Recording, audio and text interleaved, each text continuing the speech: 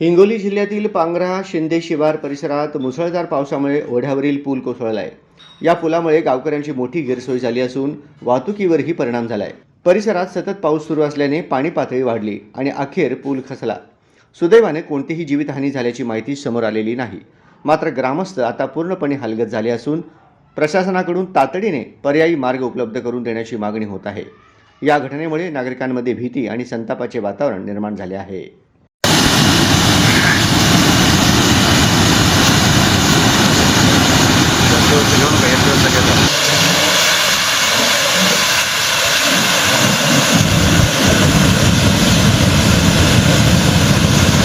Aku di pare, kita dari orang pare.